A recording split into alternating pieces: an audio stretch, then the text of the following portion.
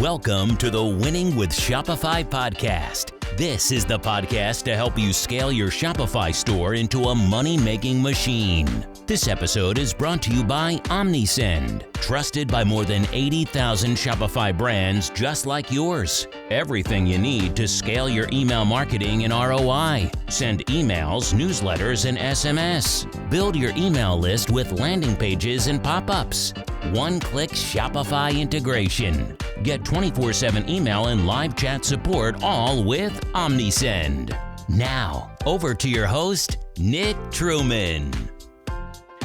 Hi everybody, and welcome to another episode of the Winning with Shopify podcast. It's so good to have so many of you tuning in. If you're listening to this, well done. You've tuned into one of the most awesome podcasts. Not because of me, I know I'm the host and I've got a slightly biased opinion on this, but it's great to have you guys tuning in. We've been talking to so many of you guys over the last few weeks and months, and we want to talk to more of you. I can't say what, because we want some independent feedback from you guys before we tell you what we're thinking of doing, but we are about to launch something quite big. When I say about to, the next kind of 2 to 4 months, something big is going to be landing. We're going to be doing some global advertising around this thing, and it's going to be first and foremost for all of you that are listening to the podcast. So we want to ask you guys some questions. We've hired an amazing person, my new colleague Lee, and Lee wants to talk to you all. So if you can spare 30 to 60 minutes, I'd love you just to go to winningwithshopify.com/help.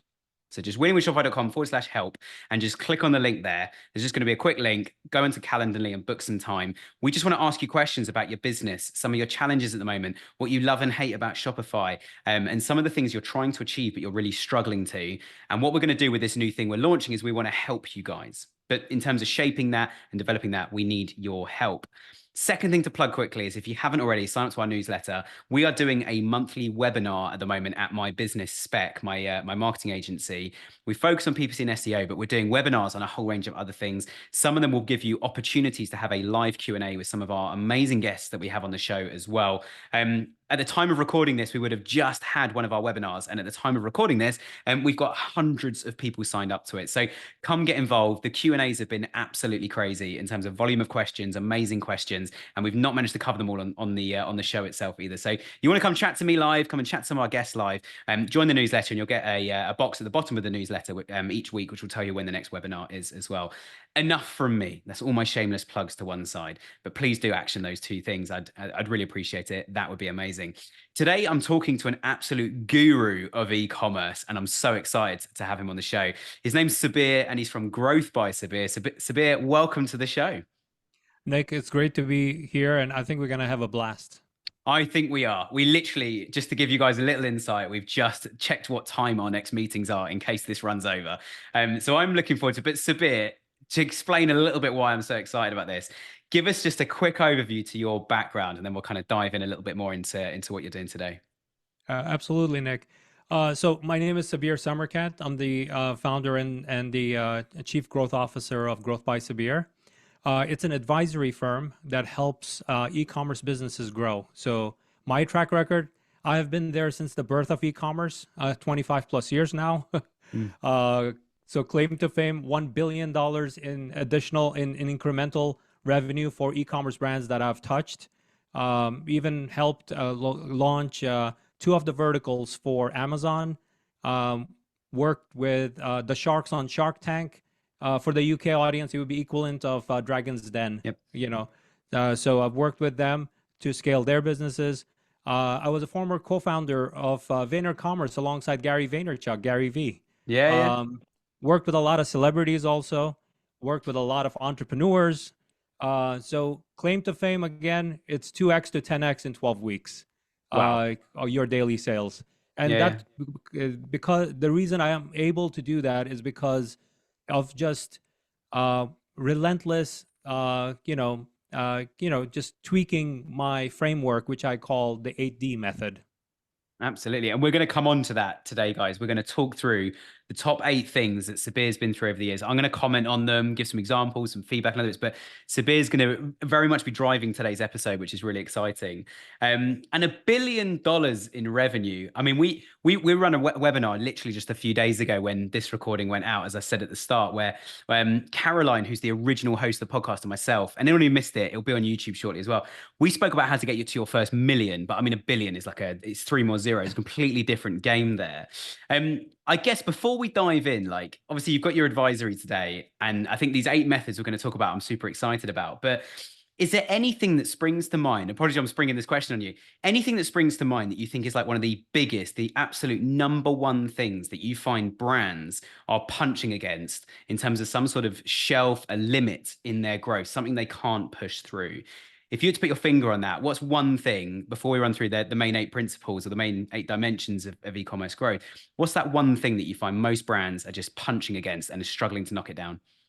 So in the ecosystem of Shopify, the number one thing that I see, I call it the Facebook Instagram slot machine. The slot machine. Okay. Tell us So more. so the Shopify sellers, they put their coins into the Facebook ads or Instagram ads, and at the time of this recording right now, right, last week was a disaster for every Facebook advertiser, right, and Wow. especially the ones that like focus on only one channel, and I will consider Facebook ads as one channel, right? When they put all of their eggs in one basket, a lot of businesses suffered last week, Yeah. like disastrous. It was disastrous. It was a March 21st outage that they had with their advertisers, and what they did was when they started turning it back on, it sent a ton of unqualified traffic. The biggest ones that suffered the most were the Advantage Plus Yeah. Yeah. type of advertisers. Which is really embarrassing, isn't it? Because that was Facebook's big response to, and this is my world now, is Performance Max marketing on Google Ads. Performance Max was the AI, the machine learning channel. You just kind of, you chuck it all in. It doesn't give you any sort of feedback apart from you've got a 10-to-1 ROI, and everyone says hallelujah and runs to the bank. But yeah, the outage was mad because Advantage Plus was supposed to be the response to that. And it's like, oh, by the way, guys, it's not bulletproof. Yeah, here's my view on the Advantage Plus. I think it's a kind of for a newbie, it's good, but for anyone above that, it's lazy marketing, right? To Yeah. be very frank, when you select United States, and United States is a pretty big market, right? Yeah. For a lot of e-commerce sellers. So when you select under Advantage Plus, you say, okay, I want to localize to United States. It says, oh, we are targeting 280 million people. Which How is is that irrelevant. targeting? It Yeah. basically tells me that you are limiting it by the daily budget you set. Mm. So the thing is, when you're starting out and you wanna do that because you want to learn from it, but the Yeah. Yeah. problem is some of these strategies or even tactics become very addicting, right? Then you go like, oh, you know Yeah. what, all I'm gonna do is just increase my budget, just keep on increasing my budget. But when disaster hits, that's when they see that they cannot scale anymore, right? and and Yep. and you run out very quickly. It's not like, oh, the ceiling is going to be sometime Yeah. later. You hit the ceiling very quickly, and you hit the wall there. Yeah. And Yeah. that's why you have to, nothing beats, I mean, AI is definitely coming about. Everybody is very hot on it. I mean, you could see it. There are a lot of scammy NASDAQ listings and stuff like that, public companies Yeah. that have changed their name to .ai, just to say that, oh, we're doing everybody. Because the thing is, I've seen these things come around all the time. Like when Ethereum became popular, everybody got the .eth. When the And where's crypto that thing was today? happening, Like, oh, no we one's we using do it. blockchain. Yeah. People Yeah. change their name to blockchain. And e-commerce, the same thing. Like I even saw it in the e-commerce era, right? AI is coming about. And by the way, in my advisement, I do give the right advice related to AI, to use ChatGPT, Gemini, Claude, all of these tools very effectively, so Yeah. that as an entrepreneur, the 17 arms you need to get things done, right? Not the 2 arms God gave you, Yep. right? AI helps you, but you have to understand how to build that and how to use that properly. Nice. I love the message of that though. They're like, don't be reliant on one channel. The amount of businesses we've seen that have phoned us up and said like, you guys are really good at PPC. Like my PPC was Google Ads was the only thing driving any revenue in, and it stopped. My whole business is like, hanging off a cliff. And you're like, well, why were you so reliant on the thing in the first place? And we've had a client recently where their PPC ROI, we've doubled it in a year. And they've then said, but our year-on-year sales, like we've spent so much more on Google Ads, but our revenue is about the same. So we did a deeper dive and we said like, okay, celebrities aren't wearing your products anymore. That's how you built the business, and they're not doing that anymore. Social media is sending you nothing. You've got no repeat orders anymore. People used to buy 4 times a year from you. They now buy once. So 75% of repeat order value just gone. And it was, I mean, that's one thing we do with some of these smaller trying to scale or starting to scale businesses is they don't know what they don't know. And so actually digging through the data and give them those clear insights, which data is not the easiest thing to analyze, especially with Performance Max, Advantage Plus, AI doing its thing. AI will just go like, yeah, I can get you a better revenue. What it doesn't tell you is I'm gonna have to lower your budget to do that. So you've lost the volume, or there's all these different things that we'll start to play with. But you're absolutely right. If you use AI correctly, and even this recording that you're all listening to, we've used a level of AI to help create a transcript, to help pull out different clips we're going to push out on social media. What you're listening to, though, I can assure you, is two humans currently recording literally on Zoom. That is where we're recording and having a conversation. But we're using the AI tactically to enhance how we chop the content, edit the content. As you say, I've only got 2 arms. So the other 15, as you rightly said, that need to do bits of editing, chopping, listening to the whole thing and deciding, based on previous performance, what's the most important clip. There's some really smart things I think you can do with AI. But I'm excited to hear about these 8 dimensions. So Sabir, tell us what the first one is. Let's kick off into number 1. Sure. Number 1 is actually near and dear to your heart, Nick. Excellent. Is performance optimization, right? Nice. The e-commerce is all about data, right? You have to remove ego. You have to remove, hearsay, tactics. That's all BS, right? It doesn't, I can tell you, if I were to summarize 25 years, if you do tactic hopping, and that's basically watching some YouTube guru or TikTok guru or even LinkedIn postings and stuff, tell you, oh, this is a pretty cool thing, you should try out. Click the magic button. You know what? Yep. Look at the views on that thing. 10,000 other people, 50,000, 500,000 other people saw that already. Yep. It's not a tactic anymore, like strategic. The platform, might figure it out, and then there you go. That tactic, now you're putting money behind it, and you just wasted a ton of money, time, and so no tactics. Work on strategies. One of the things you just hit on, which is really, really important advice, is that you own the data. When you have Shopify, you own the data. Yep. It's not like if you're a seller on Amazon, that's different. You don't own the data because you're selling to Amazon's customer, right? But with Shopify, you have the incredible privilege of owning your data. Yep. But a lot of businesses that I see, they don't, in this performance optimization, when I look at it, we chop up every different aspects at different angles. So performance optimization is the first dimension.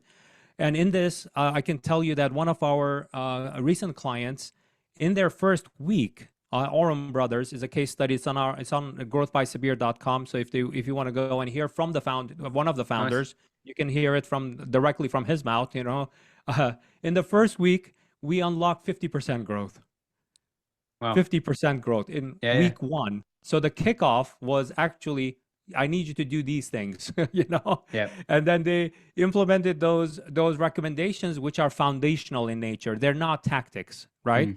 Because what does it mean? The stuff that we implement in week 1 continues giving dividends through week 12, through 12 months, through 36 months. So they're not like, oh, it works for a week or 2 and then dies, And there are a lot of agencies, they do a lot of tactic type things to show you growth and you get excited. And then 1 week comes, you do a weekly update. What happened? Oh, we're negative, whatever, because the thing is, it was all tactics, it was not strategy that was sound there. So when one of the biggest things, one of the value that I would like to give here is that all the listeners, Shopify listeners should, and this applies to, by the way, WooCommerce and Magento and if other platforms, but Shopify just gives you the platform to make changes very quickly.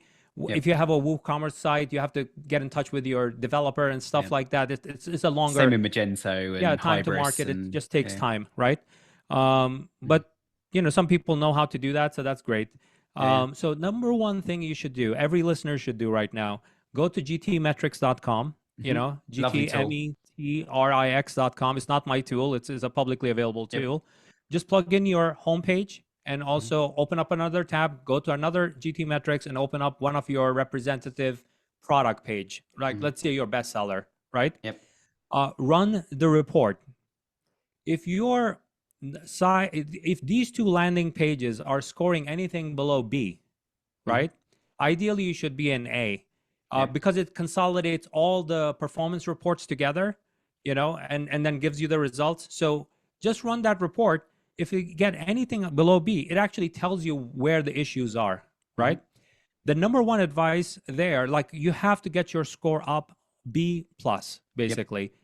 B plus or A would be the ideal number. Most of your KPIs on that report should be green, right? Nothing should be Yeah. red, right? And once you do that, just make sure that one of the key numbers is, your full page load, Mm-hmm. loaded page, and also your first paint. Make sure that those numbers are lower. So here's Nick, you deal with Oh, performance you're speaking my optimization. I language. usually ask Yeah. this question in an audience, right? Yep. So I would like you to play the audience. What do you think in 2024 the attention span of a consumer is? It depends how you're measuring it, and I use the word depends on every answer I ever give, like a politician. I would say that I think you probably got somewhere between sort of 2 to 5 seconds to capture their attention. And in terms of them spending time on the page, you've probably only got 10 seconds of them. Once they're captured, you've probably got another 10 seconds, I would say, then of, okay, now you're engaged and you're actually going to read how this product works, what it is. Or you're engaged enough to go, this isn't the right product, but I can see a very simple way to get to another product, which would be better. Or to go and view the range going, I like this clock, but it's the wrong color. So you've got other colored clocks, or you've got a breadcrumb, click straight back, would be my guess. Okay. So you're close on the lower end of it. So I would say that, and I'll explain my when I tell you this number, it's 1.7 seconds. Wow. Okay. 1.7 seconds. In that 1.7 seconds, you have to grab their attention. Yep. Because if you don't grab their attention, forget about a beautiful video you have down the page. Nobody's watching it, right? Yeah. This is one of the reasons the KPI that matters the most in e-commerce is bounce rate, not e-commerce conversion rate. It's bounce rate, right? How many people? Because that metric will tell you if you're wasting your FB ads dollars and Google Yeah. ads dollars and all the paid ads, or even free traffic that you're bringing through your email campaigns. If there's a bounce rate on that, you know that there's an issue. And because you're literally paying What for clicks in from those platforms. So if 80% of people you're paying to get clicks from, and just to give people listening an idea of click costs, you could be paying £1, £5, £10 or dollars per click. So if you're paying, say, $5 a click and you drive 100 people in and 20 of them stay on the page, but 80 of them leave, so you've got an 80% bounce rate, 80% of that budget instantly wasted. Like absolutely instantly. Yep. So when I'm pitching to clients, one of the easiest things, if I'm honest, to pull out and say, well, let's focus on improving that. If we improve that, you get better quality of traffic and you spend your money better. It's pretty simple. So every second you add to the 1.7 seconds, you're increasing your bounce rate by 30%, and thus you're reducing your conversion rate by 30%. So there's real money behind optimizing these two landing pages, because likely either you're going to send them on a homepage or you're going to send them on a product page. If you have a lot of products in categories, you might send them to collection pages, Shopify terminology, right? Yeah, absolutely. The only thing I'd add as well is if you improve that metric, I mean, we call it page speed, but obviously there's more to it than just the page speed itself. As you say, it's the way the page loads, which what CLS and first content paintful is the first large item that's going to load. And then how long does the largest item take? Google looks at all of this. And if all these things are low, you can have the best product in the world, best performing website in terms of conversion rate and everything else. But if it's loading slowly, Google's not going to want to rank you. It's not the only metric. If you've got like the only place you could buy that product in the entire world, they're probably going to put you at first and people are looking for that product. But who has that these days? Like most industries are saturated. So yeah, completely agree. And organic SEO actually looks at the bounce rate. Yeah. And the exit rate. So how many people got to that page and left? They went back to organic results and they say, okay. And Google knows, because there's Google Analytics on almost every Shopify site, so. Yeah, absolutely. And the other thing as well is if you've got a high bounce rate on Google Ads, for example, I don't know if it's exactly the same on Meta, but on Google Ads, you've got a high bounce rate. It lowers a score that's out of 10 called quality score on your keywords. And on things like Performance Max and Google Shopping, you can't even see what the quality score is, but Google will be charging you more per click.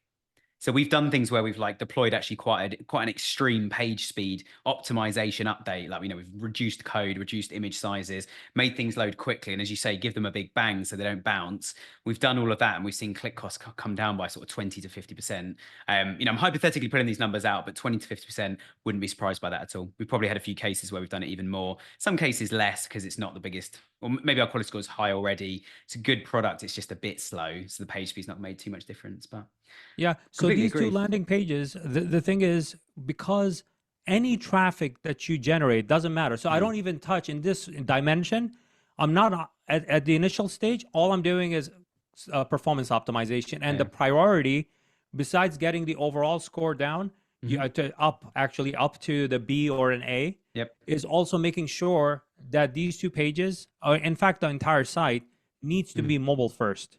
Yeah. In the US, if you're targeting the US market, the number one device you need to think about is Apple iPhone.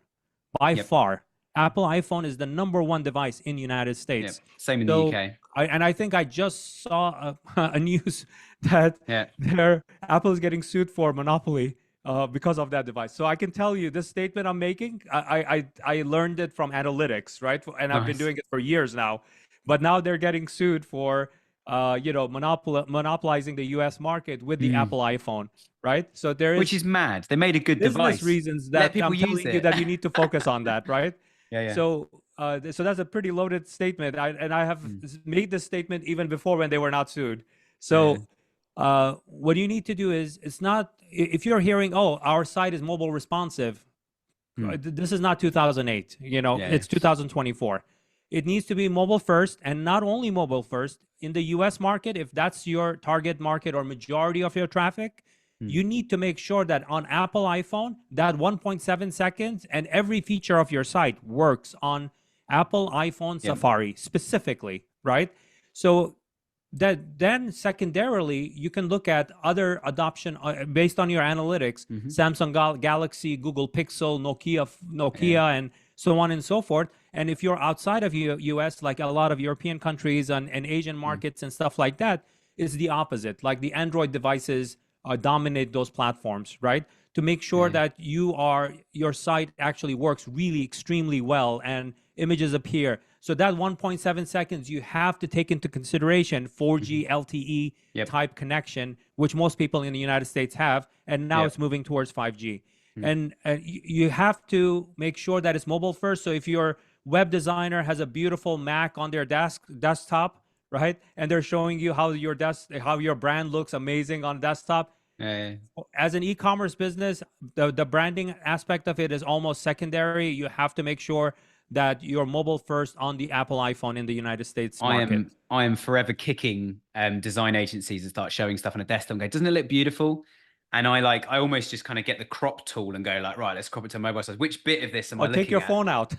Which bit am I looking at? Or get my phone available. In some categories, you're talking about 60 to 80% of your e-commerce revenue coming from an Apple iPhone. Yep. Yeah.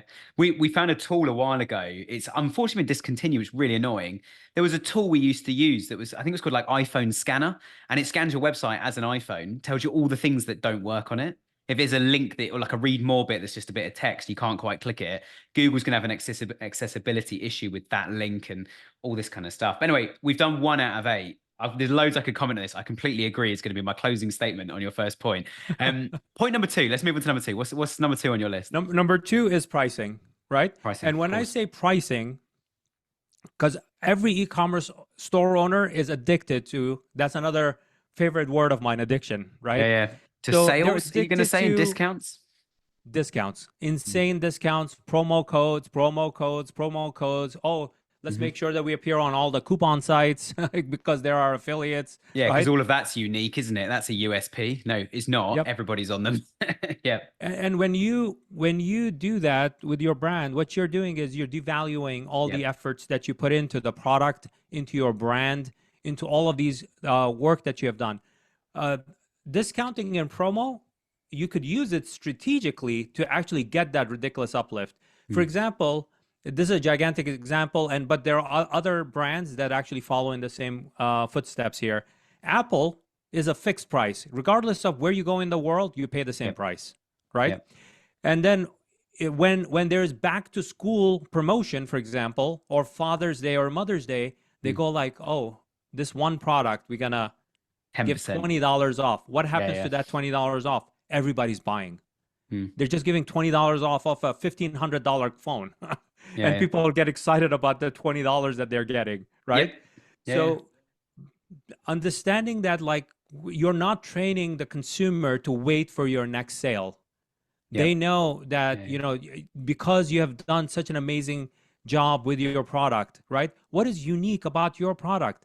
And even if you're selling a commodity product that you picked off of AliExpress, and then you're reselling it under your own brand name, Yep. like private label, or even just putting your, whatever you're doing to market it differently, you can ask for more, right? The one example that I use to keep it very simple is I have a cat, right? And this cat, I love her to death. Her name is Heather. It's a real cat. Nice. It's not Yeah, fictional cat, It's not Garfield, So I have this water fountain example that I use, a cat water fountain, right?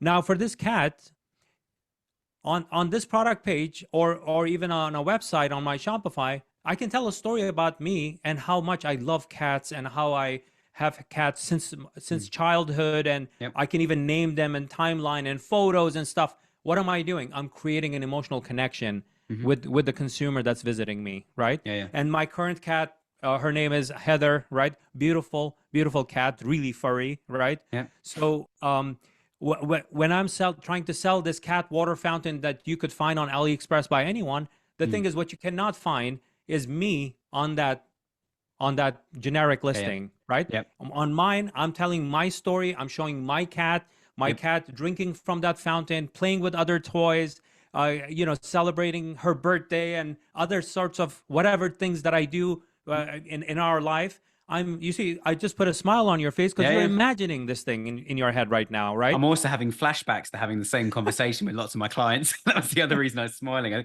But I think just the comment is, I think you're absolutely right. We had conversations with a few clients back during Black Friday last year, where we said, like, you're discounting too much. You claim to be a luxury brand. Someone could spend $700 on a jumper from your store, just one single jumper.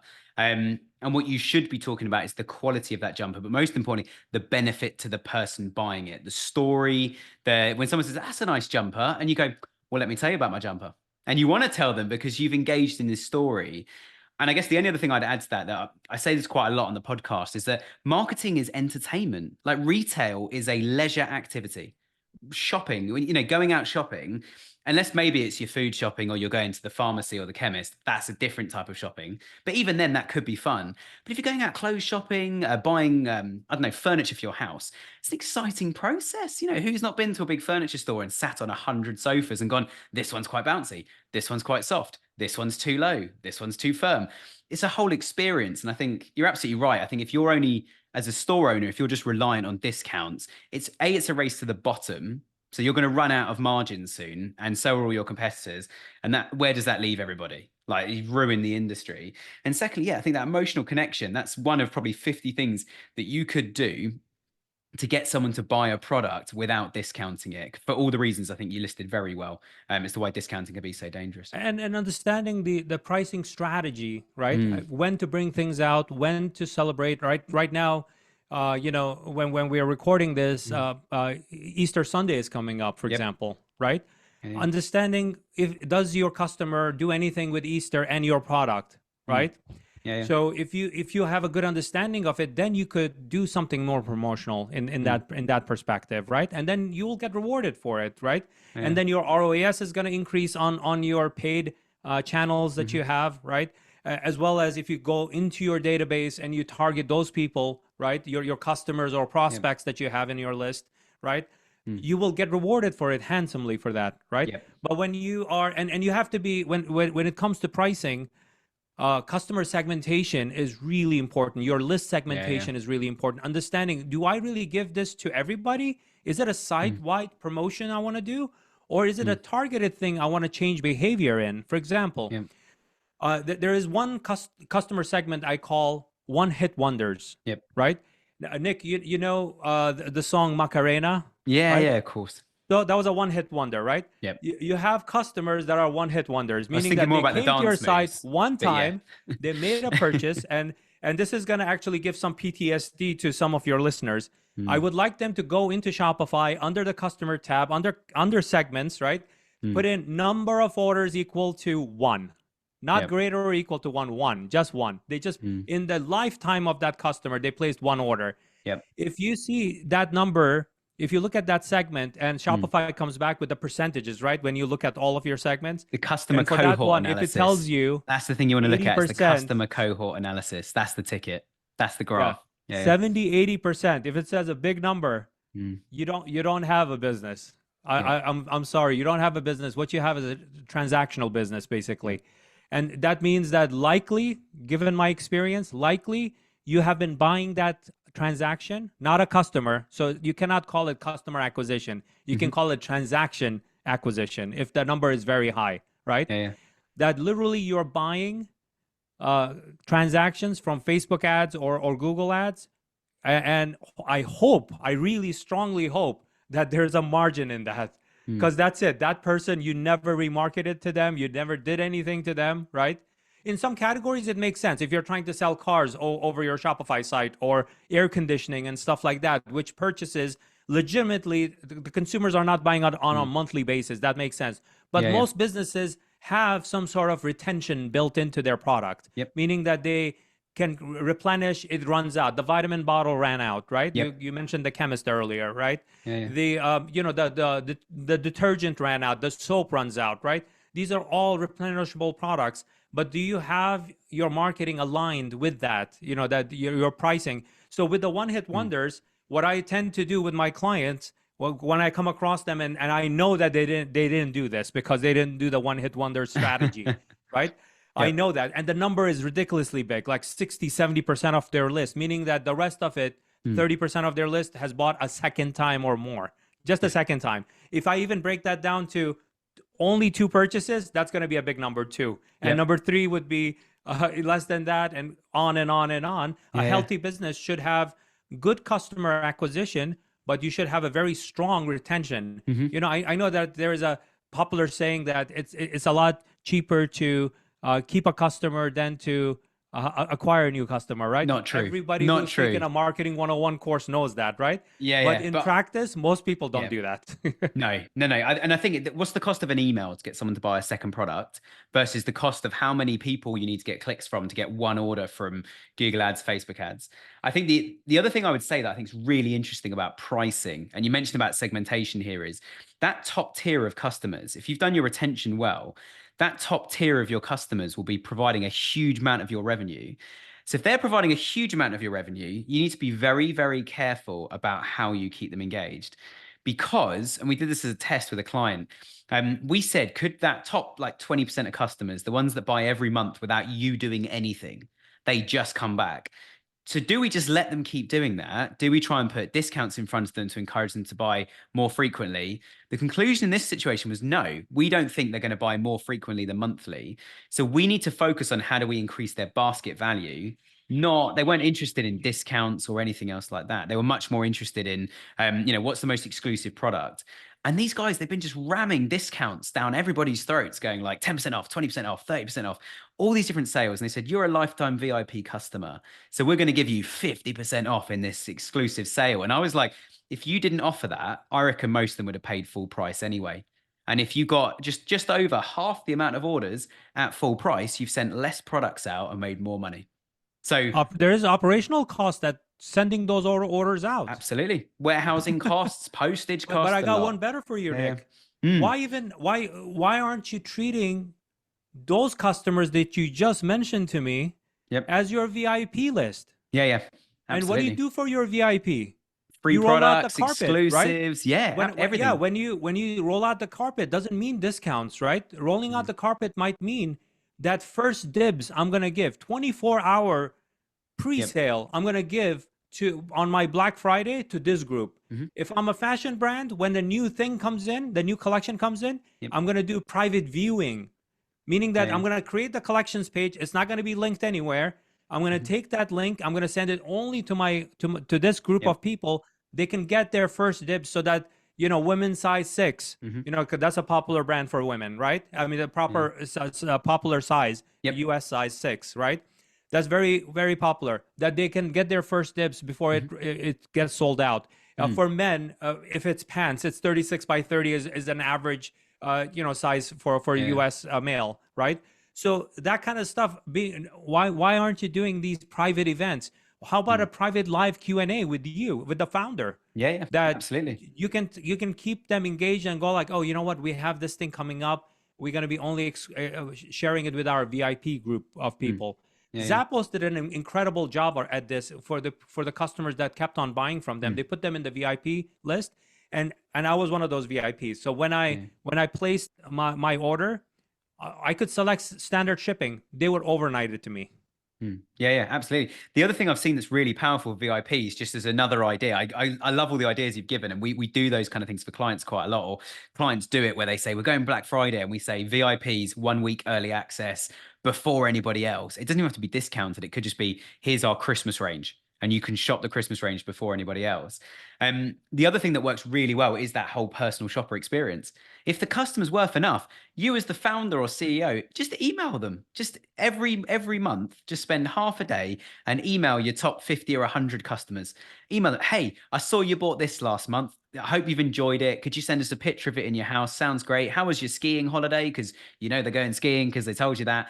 Ask all these questions, get all this engagement going. They're going to buy from you for life. Imagine going to someone comes over to your house and says, that candle smells amazing. And you say, oh yes, Stephen, the founder of Keep Candles, who's someone we've had on the show who does this. Stephen told me this is exclusive scent and they only had 50 of them. And he sent me one for free.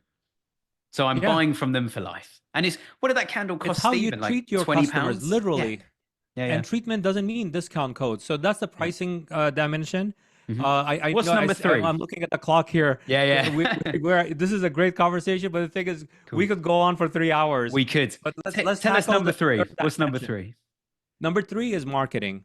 So the reason marketing is a dimension here is because in most cases, I would say 98% of cases with e-com store owners, to them, marketing goes back to pricing. Pricing is sales.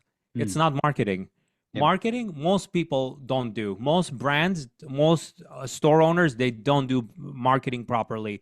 Marketing is about story building, and storytelling, right? And that happens typically, like if you do a great job of it, it typically happens in this Stephen example you just gave, right? When you are not in the room. That means that your marketing is really strong because you've done a great job of storytelling, right? So marketing as storytelling mechanism, and storytelling could take many forms. A website is an obvious one, but social media is another one. YouTube is another one, right? Email marketing, and continuing to build these kind of live Q&A type, ask me anything type every Thursday afternoon. That's all part of your storytelling, all of it, and building the content around it to really enhance that. Like the example I even gave about the, about my cat. And if I'm doing that AMA session and every Thursday on Facebook, right? When other cat lovers show up and they see me, the cat is right on my shoulder and I'm going like this. And it's like crawling against in front of my camera and stuff like that. And I'm talking about, oh, you know what? I found this other thing. Maybe I found something that I don't sell. But I found that when I got this thing, her fur is so much softer now, right? Because I can remove all the dead hair and stuff like that. So I'm engaging and I'm building that story, really strongly. If you're a coffee brand and if you go out to the field and you're getting these the coffee beans that you're cultivating and stuff like that, you're talking to the farmers. You are showing how sustainability and this and that and organic. I'm saying that don't make up stories, be authentic, because the consumer is very smart these days, right? Absolutely. If you're faking it, they know that you're lying, right? If you hate cats and you're selling cat fountain, water fountain, and you're saying that, and in none of your pictures, nothing you have, no video, no proof that you ever touched a cat because you're maybe highly allergic to it. You just love the revenue product you're on a getting white from background, super boring. Anyone can do that, and you've lost your edge. I mean, that is certainly from a marketing point of view, no edge there at all. Yeah, so the storytelling needs to be authentic. You need to build on it. It takes time to build the right, the right story, and Mm. and have the mechanism to build on that content regularly, right? Yep. And the thing is, when I started this back in 1995, right? You didn't have social media. Mm. You didn't even have Google, to be frank. You had Yep. Alta Vista and Yahoo back then. But Mm. in 2008, 9, we had the emergence of and a more mass adoption of social media, and now Mm. you had a platform where you could actually share with the world, right? Yep. I know that there are arguments, and my former co-founder says, "Oh, it's less than 1% organic reach, Gary V." Right? Mm. But the thing is, what are you doing with that even less than 1%? Yeah, you could, if you have Mm. followers, you could put some paid behind it so that the rest of your followers, the other 99%, can see it too with very little spend, right? Yeah, yeah. That they could also see your message. So what are you doing? But not, and blaming the 1% and Mm. not doing anything for it. You're just like, it's inevitable that Yep. when there are iOS 14 update, or what happened last week with delivery Mhm. issues and stuff. And in fact, you can go to metastatus.com, and you could see that if you look at the ad delivery, Yeah, there's a yeah. whole list of chronological outages that they have had. So this is not a regular issue, but last week was really bad, Yeah, yeah. right? The week of March 18 was really bad. So that's why you cannot have this over reliance on just paid ads and this and that. You have to build your organic channels. You have to have multi-channel, and you have to focus on multiple things, because when that happens, you Mm. say, okay, you know what, Facebook is down, no problem. Let's pause that. Let's go over here to Google Yep. Ads and push that. Or let's reach out to our affiliates or reach out to our influencers. There are things like that that you could build out. And also, worst case scenario, right?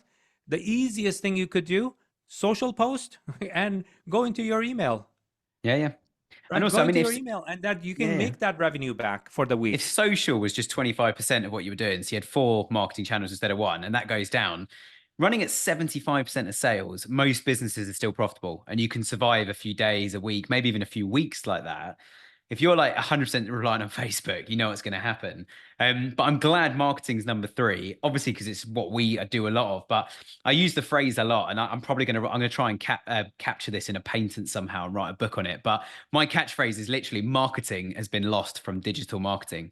People get too obsessed about some of the things you've just listed in exactly the right way of like, I'm so obsessed with just how do I get a product in front of people, and how do I get the most Facebook traffic in, the most Google traffic in.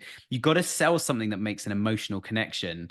And hence why we spoke earlier as well about, under pricing, kind of why buy something, that unique element, that USP. I'm the only person that offers this as a product, so you've got to come buy it from me. But in the interest of time, number 4, let's crack on into the next one. Product positioning and brand building, right? Nice. It goes back to that storytelling, but Mm-hmm. besides the brand part of it being you or the brand itself and what your ethos and what you stand Yep. for, right?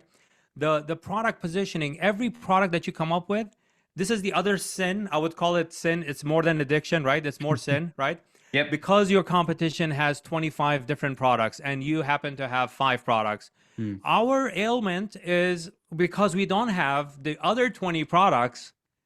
That's why we are not winning in the market in Mm. our category, right?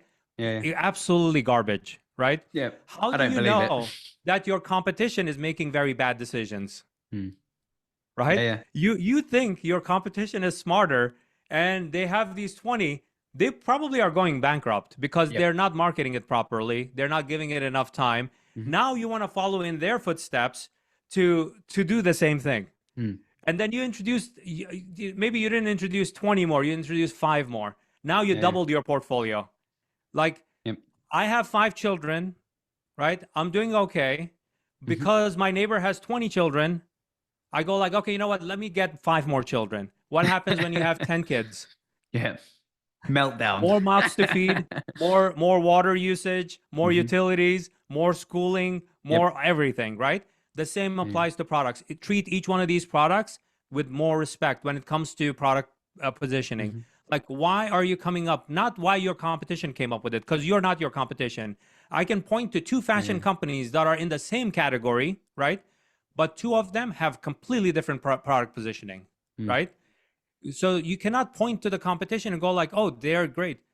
I've seen a lot of that competition over my 25 plus years now, that they go out of, Yep.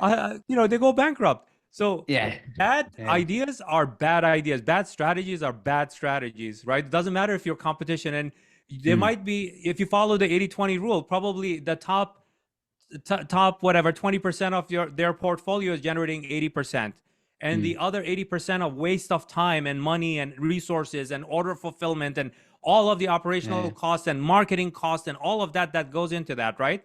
There's a ton of wastage. If they're not controlling it well, you don't have to do anything as competition. You can just see them like burn up very quickly and burn out. Absolutely. So don't follow in their footsteps.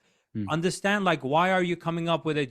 Why did you come up with it? If you're in the coffee business, just because everybody has whole beans and ground beans and infuse this and infuse that, like, no, you tell me, what is your strategy? You want to add this one extra product.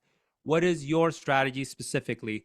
And in this, when we come to dimension 4, we rationalize the actual product catalog. If we see that, the 80-20 rule, if we see that that number is like, ridiculously high, like there is operating costs to storage fees and other types of things like that you have to take into account. Like there's a cost to having this extra 80% of inventory that you cash sitting in your warehouse, right?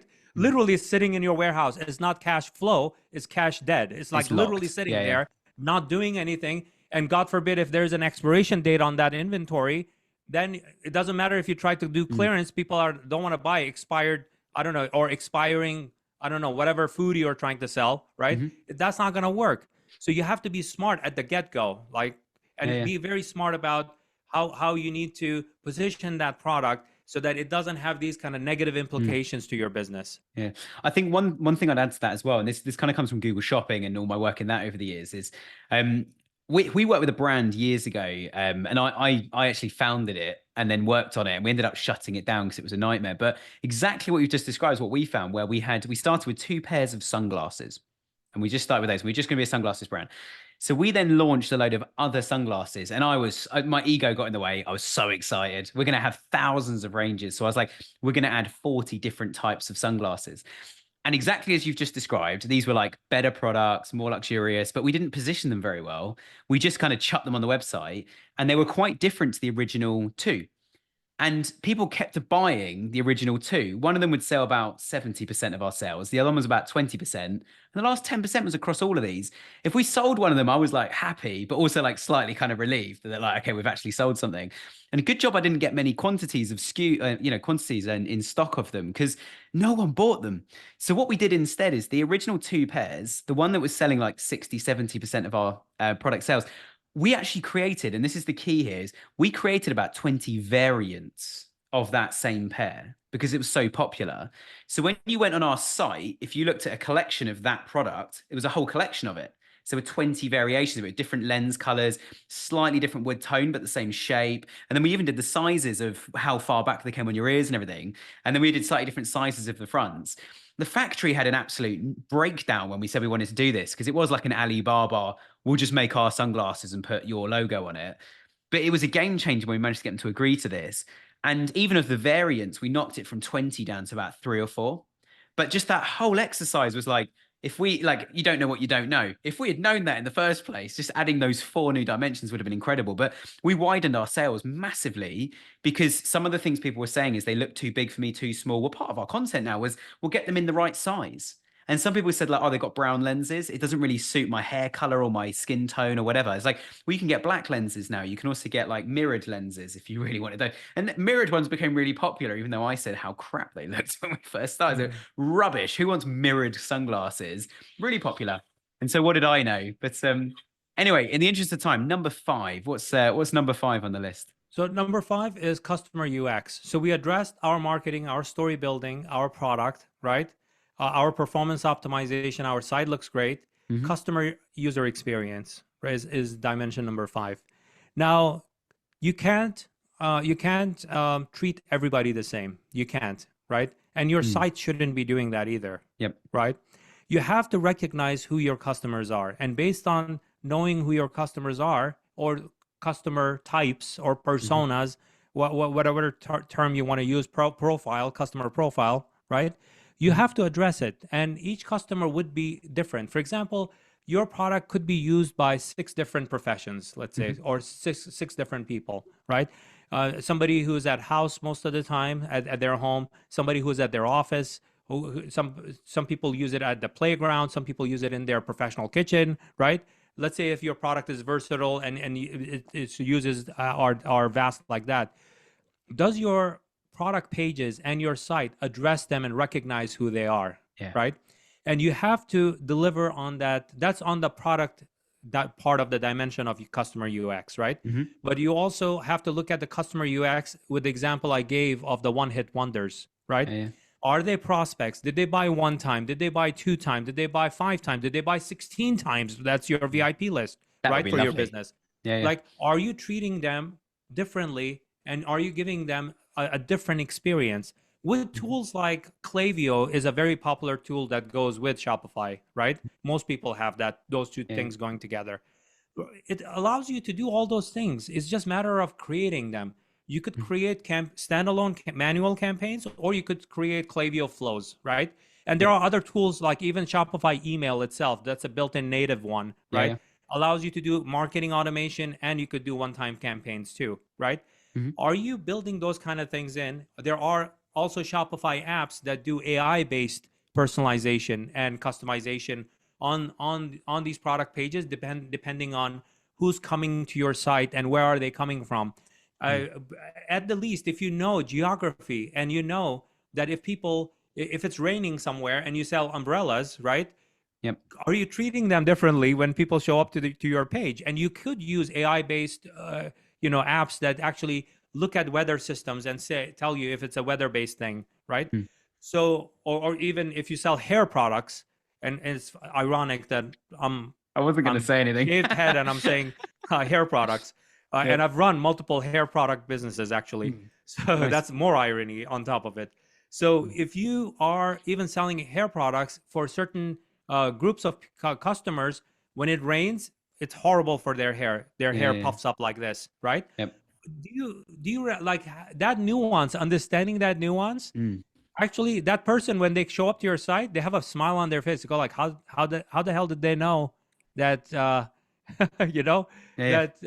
that it's raining here, or my hair is puffy? Because at that time, emotionally, they are not feeling great because their hair is puffy, right? So, but you're recognizing that that's what's going on in either a subtle way or a very obvious way, right? So customer UX is the 5th dimension. Understanding the nuances of your customer and optimizing for that, you can get a tremendous amount of growth. In this 12-week program that we have, the accelerator program, right? A Rapid 2X accelerator program, we spend about 12 weeks. And in the first 5 to 7 weeks, we address these 5 dimensions I just mentioned. And in most businesses, I can say that on average, the 60 to 70% of growth, we see it in these 5 dimensions, in the first 5 dimensions. Nice. So I'm just making a note of that. The thing I would add to that, which we do in literally within Google itself, I've written some scripts myself that my whole team use now. And these scripts, it will literally look at stuff, as you say, like the weather. And we have a client, for example, where in their Google shopping feed, we just added what's called a custom label. It's just a tag on each product saying, is this a hot weather product, a cold weather product, a wet weather product, or a doesn't matter weather product? And depending on what the weather's doing, all our budgets start adjusting. And we've got this down using the API. We've literally got this down to like time of day in some situations. So in the UK, we've got them because we're in that lovely small island. It's basically either sunny or raining with nothing in between. It's sometimes both. I've been to London. Yeah, it's literally like that all the time. So if it rains, we are advertising things like home insurance more often, because if it's raining and you've got a leak in the roof, you're like, oh my gosh, is my house insured? That's the time you're going to start looking at it. If it's like Ferrari or convertible car insurance, we advertise that. Guess when? The sun's out. And everyone's like, oh, it's a lovely day. I might take the car out. Oh, that reminds me, the insurance runs out next week. I need to sort the insurance out. So there's these little pinpoints and obvious stuff like, swimming pools for the garden, outdoor garden furniture. No one's buying a barbecue when it's cold, snowing and raining, and that's obvious. But we literally in real time, by the time I've even got into the office in the morning, I've not even checked the weather today. All our campaigns have adjusted to go, it's a nice sunny day. So people are thinking about ripping their roof off the house and doing an extension. So we're going to advertise roof extensions and all the products you'll put in there. Or if someone's recently been Googling roof extensions, when it's a nice sunny day, we will talk about things like Viewlux windows to put in the roof or products to put up there because you've now got a new room to furnish. So you might want a new bed and some new chairs, some other stuff. So we found all these little pressure points and worked out what the weather's doing, the times of day, etc. Google claims, and Facebook does the same with Advantage Plus. Google claims that Performance Max does all this for you. It doesn't. I've done tests. We've run A/B tests. I've released studies. I've even had an email from Google saying, you've made quite a serious claim there. Can you confirm your claim? So I did, and they never heard back from them. So yeah, we're quite independent from Google. We don't just do what Google tell us to. But you're absolutely right. That customer user experience, I think it's not just the weather, the time of day. It flows, I think, right the way through the business. Like, for example, one of our clients said, oh, we've stopped emailing our customers. No one opens our emails. So our first thing was like, okay, is it subject line? Is it something else? And then we started to look at the demographic and when these people are either too old or too young for emails. They literally had a very old and very young audience and no one in the middle who uses email. So the older people, they needed a phone call. So what we started doing is actually phoning them and saying, hey, just a quick courtesy, and it was an automated call. This is an automated courtesy call just to say that your order from us is going to arrive tomorrow morning. Please make sure you're in because it's a large order. We will carry it into your house for you. If you have any issues, please press 1. Otherwise, you can hang up. And that was it. And suddenly customer satisfaction went through the roof. Lifetime value. Like you say, people marketing when you're not even there, trying to do marketing. And to the younger guys, we started using like push notifications on Meta. Through Facebook Messenger or through Instagram or something like that. So we started doing that or sending WhatsApp texts and texts out, but mostly WhatsApp messages. That was the thing that people responded to the most. But it took us a while to work out what wording, or for the client to work out what wording to put in a WhatsApp, because you don't normally get a delivery notification on WhatsApp. So we needed a system that first of all checked, are they on WhatsApp? And you can put someone's number into WhatsApp and it tells you. So we needed systems to do that. And then the second thing was then making sure the wording was just right. Say, hey, this is a courtesy message from Stephen at such and such a brand. I'm just using Stephen as a random name. I'm just letting you know that your order is going to arrive tomorrow and young people in the UK now are using collection points.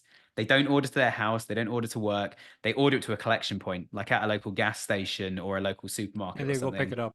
And go and pick it up. Exactly. Yeah. What's number 6 on your list? So 6 is tech, because we are in e-commerce. Everything is tech, right? Yep. If your tech is not right, and what do I mean by that?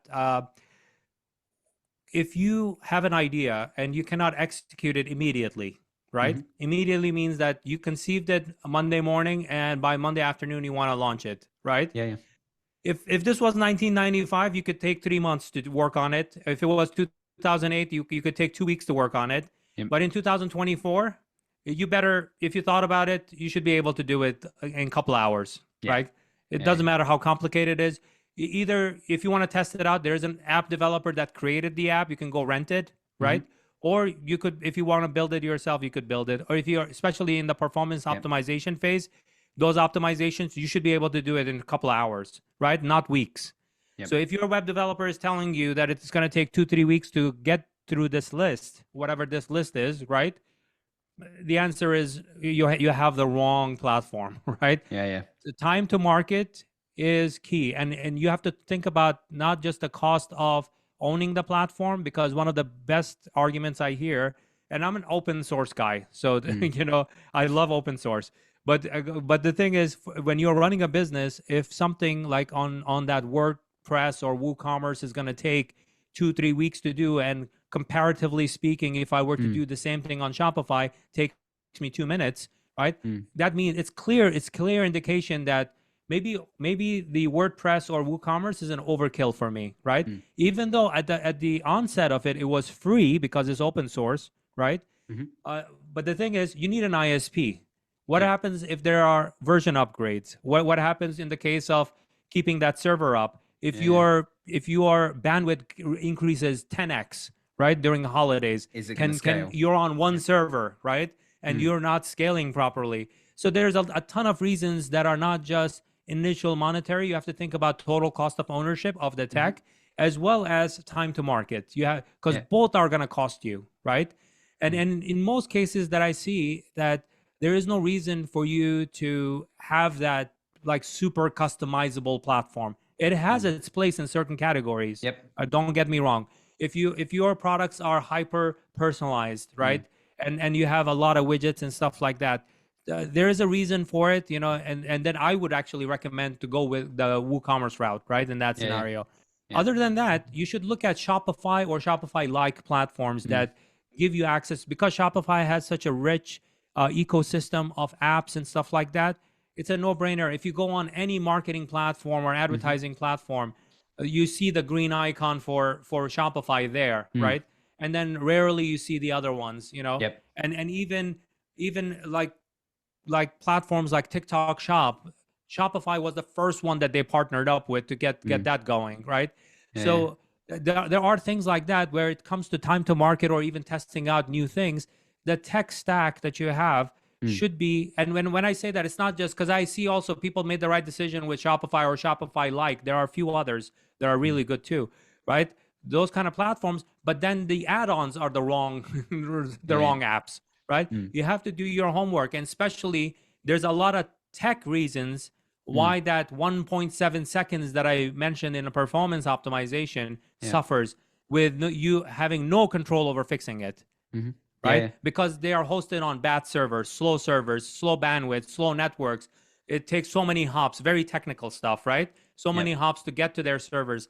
There's a ton of reasons like that you would do the performance optimization, but then you come to this dimension and you know that you have the wrong tech stack. Yeah. I couldn't agree more. Go through everything else though, the other 5, because number 6, this tech dimension may require some investment. But I can tell you, like, even if you go to a Shopify design shop, right?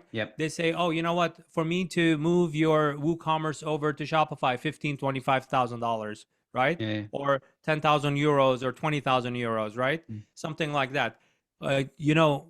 I can tell you that you're wasting more than that on an annual basis and losing sales by not doing it, right? So when it comes to this stack, you have to be very smart. And even one big advice for Shopify, because this show is winning with Shopify, right?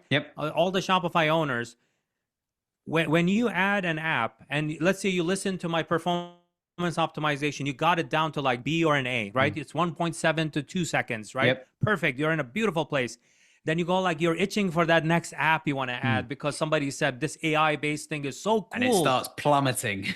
You add it on, run the GT metrics as soon as you add it, before you before you customize anything or anything like that. Once you put it on, run the GT metrics immediately. See what it says. If you see that B or an A tank down to D or E, remove it.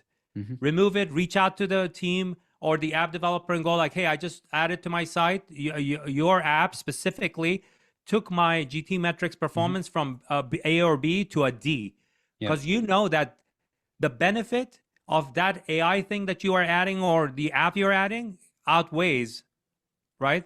It's just like, no thanks. Because you want to move. You want to be not forwards, have this not app backwards. and have a better performance, and it's going to mess up my conversion rate. It's going to mess up my everything that I do here, right? Everything, including my FB, ROAS and ACOS and all of that stuff. Yeah, absolutely. To tech, sorry, I nearly interrupted you earlier. Something I really want to add on this, because I think you've hit a really, really kind of like, I'd say a key point, but a really sore point for some people is like, I spent, that app example is exactly it. I spent all this time optimizing this app, get this thing to work, scores have dropped. And actually if the score drops, what happens to your SEO rankings, your revenue, as we were saying earlier about bounce rates, do they start to go up? And you start pointing at the wrong things because you didn't keep a record of like, it was that app that did it. With the apps, if anyone's sitting there thinking like, do you know what? I don't know what app to get to do this new thing that I want to do. I don't know if the apps I'm using at the moment are the right thing. I mentioned right at the start about us asking all of you guys for some help and some feedback on what you're doing at the moment. This is something that has come up, which we were not expecting, which is why we're doing this round of feedback. We were not expecting so many of you, almost all of you, to say, yeah, I don't know what apps to install. I don't even know what apps are running half the time. If you gave me a list of all the apps, in the code, they've all got different names to what they've got on Shopify. I don't know what's going on. It's a mess. And then we start to run the GT metrics or Google page speed scores and go like, oh my gosh, how much JavaScript can this page actually take? Because it's already really big. If you're having that issue, even more so, just to plug that form again, please go to winningwithshopify.com/help and book a time to talk to my colleague Lee. This is something that's come out that we are investigating ways that we could start supporting you all, possibly for free, possibly cheaply, but support you guys with what apps you're looking at. Because you're absolutely right, Sabir.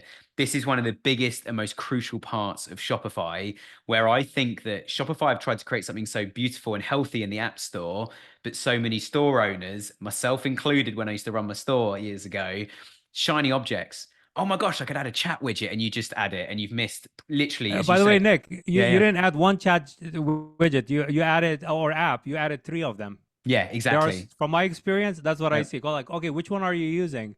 Yeah, Oh, you add we don't 3 use and any only of them. two of them So are why inactive. do you have it here? Yeah, Why do you absolutely.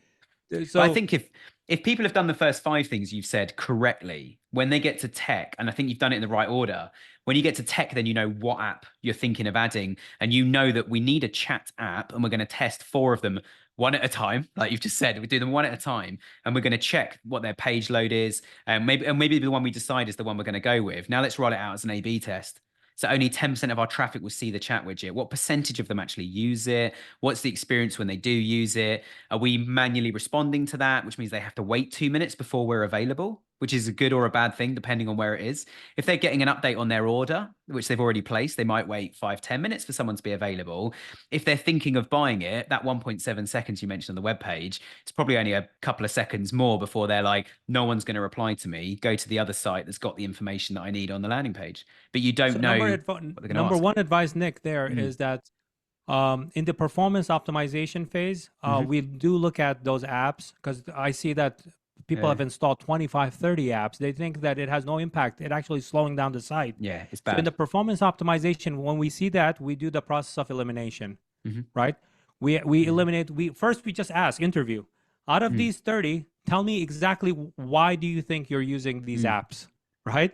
You go through that, you find out that they really need like 8 of those apps, right? Yeah. The rest of them, somebody they had hired from Fiverr 5 years ago had installed it and they thought it was a cool thing. There's a lot of that story. Insert whatever name, right? Agency, we had John work for us for 3 months and he was testing this thing out. They never removed it. So do elimination in that performance optimization. When it comes to tech, here is, and this is also true with a lot of apps and add-ons people do with WordPress, because either WordPress is telling them to do it, that it's a good idea, or sponsoring it or whatever. They think it's a recommendation. They do that, and then that increases the load.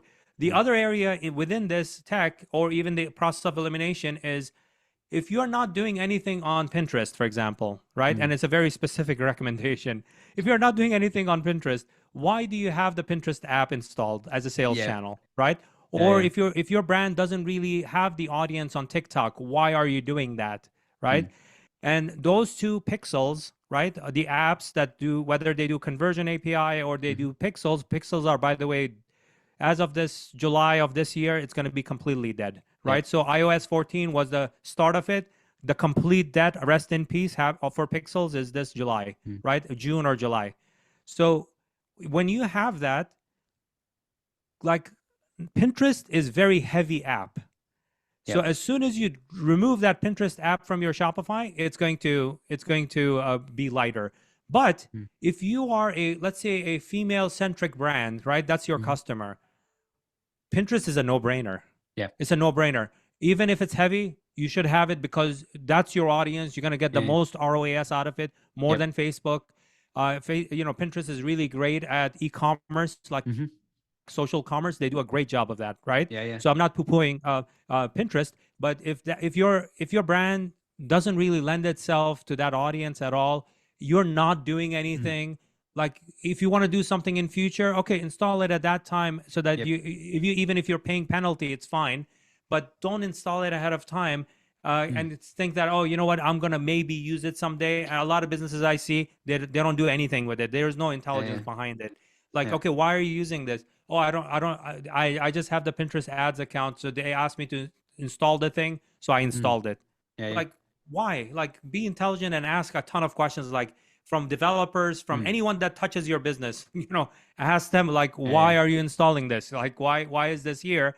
And then you should, as an owner, run that GT metrics. Every time somebody touches your business, run a GT metrics, because agencies see what damage they've done. They have their own pixels. Some agencies have their own pixels or apps. Yep. Once they install it, your grade could come down. That means that your overall performance is coming down, regardless of whatever they're helping you with. Yep. Yeah, absolutely. Well, look, we've got a few minutes left. We've got 7 and 8 to go through. Tell us what number 7 is. 7 is logistics, right? It doesn't matter how brilliant you are in all of the other dimensions. The last mile counts, right? Oh, yeah. When they place that order, make it a policy by 4 p.m. It needs to, think of it like in America, they call it hot potato, right? Think of it as a hot potato, meaning that you have to like pass it along to market. The website needs to pass it along to the operations. Operations needs to fulfill that and take it back and give it to your local carrier, right? In the United States, it would be UPS, FedEx, USPS. In other markets, like in Canada, it's Canada Post or whatever, right? In the UK, you have your Royal Mail, right? We do. Whoever your partners are, you need to give them the product. Like, it needs to leave. Like, any orders that come in by 4 p.m., it needs to be pushed out, right? Yep. That you need to set up some sort of a policy and stick by it as if it means it's a life or death sentence for you, for your business, and right? tell the customer as well. I think the customer needs to be in the loop in all those stages. Like I said earlier about the AI or phone call, WhatsApp message, like choose the right medium, but you've got to tell people like, it's been packed, it's left the warehouse, it's going to be with you tomorrow, which is a day early. Hope that's okay. If not, click here. Like, that's a really good correspondence. And just the number one thing, by the way, is called WISMO, right? And WISMO. WISMO is where's my order? There's an acronym for it, right? Whether they're asking you over live chat, email, phone call, Voodoo, doesn't matter, right? Whatever they're doing, you need to be on top of it, right? And then once you know that most of your orders, 95% of your orders are leaving by 4 p.m., if you have received it by 4 p.m., then you can make that claim even on your website and say to the customers, if your order comes in before 4 p.m., or you could even do minus 1 hour. So by 3 p.m., we will ship it out the same day, right? And be mindful of Mondays, because most businesses are closed, warehouses are closed on Saturday, Sunday. Would your fulfillment partner or your warehouse people, can they handle all that volume for 3 days on Mondays because it came before Monday 3 p.m.? So it needs to leave the building. Black Friday, when you 10x your business, because you're doing 50% off and you're giving the shop away, right? Are you be able to handle that? Or now you're backed up for 2 weeks and now you have a lot of customer dissatisfaction. And when it comes to logistics, just one more point I want to make is logistics is not just customer service and order fulfillment. It's your manufacturing partner. It's your freight partner that brings the stuff in, right? And if you are also engaged in an Amazon FBA, that you have to ship that stuff out to Amazon FBA also to make sure that happens. All of that is logistics, all of it. And everybody needs to make sure that these things are the handoffs are happening between these different functions that I just mentioned, or these different dimensions.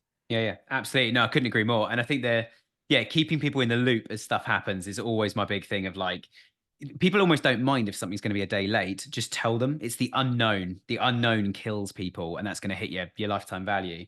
All right, we've got a few minutes left. Number eight. We've got there. What is number 8? Talk us through it. Number 8 is your team, right? Team.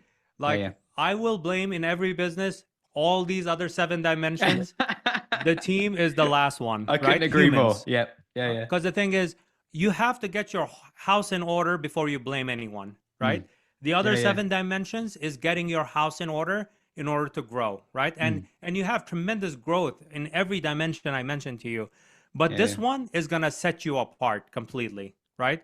When it comes to the team, let me define what the team is. The team is not just, because most people, when I say team, they think, oh, it's my full-time employees. Yep. No, that's a type of a team member. That's not your team. Your team is anyone that touches your business, anyone. For that tiny little project, for that Fiverr project that you hired that $50 person to do that content thing for your social media, whatever, that's part of your team. If you're growing Shopify business and your mom packs your orders on the weekends, right? And she does the manufacturing, she's part of the team, right? anyone that touches the agencies, you're part of a lot of people's teams, that the brands that you manage, Nick, right? Yeah, yeah. That's all team members. When it comes to teams, you have to make sure that humans are talking to each other. Yep. And since you are sitting at the top as a founder of that company, of that brand, 100% it's your responsibility. 100%. Yeah. Can't blame anyone else, right? All the buck stops here, right? You should get one of those plaques right in front of your desk, wherever you're sitting, right?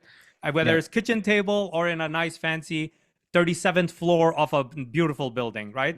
It's your responsibility at the end of the day. If marketing and logistics didn't talk to each other, your fault, right? Yep. You Yeah, need to make sure collaboration needs to happen. And in case of e-commerce specifically, for all Shopify business owners, the number one reason for fraud to happen in an e-commerce business, because you're working with capital and you're working with products that have value, right? Yep. The number one reason is lack of communication between team members, right? Yeah, yeah. Marketing does something, like they did something questionable, they black hat SEO stuff, or some kind of a Yep. weird audience that brought ton of traffic, but it brought with it a lot of shady characters, right? And that's reality of business, right? Or even Advantage Plus went nuts and sent a bunch of criminals, right? So regardless of where it came from, right? I'm not blaming any of those platforms. Yeah, yeah, yeah. But at the same time, you never told your 3PL partner that there is going to be an increase in volume because you're doing this.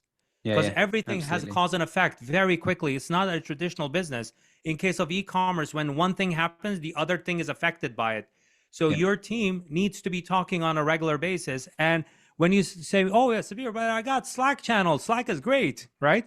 Yeah, Slack is great, but it's not in place of you giving leadership yeah. in that company. So you need to bring people in face to face. It could be over Zoom. That's fine, right? Because you have remote teams and whatever have you. Yeah, yeah. It cannot be just text-based things that people are agreeing to. That's just task management.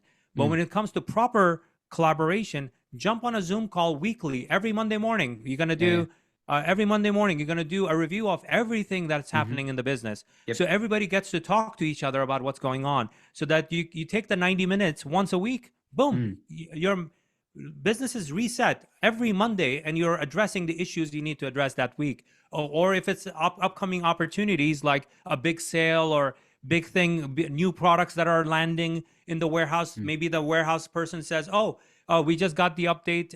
It will be delivered today at 3 p.m. So marketing, if you want to do that social media post, go ahead and do it." That's how fluid the conversation needs to be. And collaboration is and teamwork in that essence is not just a like a nice thing to say. And as a leader, you need to take that ownership as that, and that means whether you're working with agencies, Fiverr people, Upwork people, LinkedIn freelancers, it doesn't matter, right? You're responsible for it, and make sure that everybody is synced up. And if they are not getting on that Zoom call because there are Fiverr people, and Fiverr people may not get on a Zoom call, that's fine, right?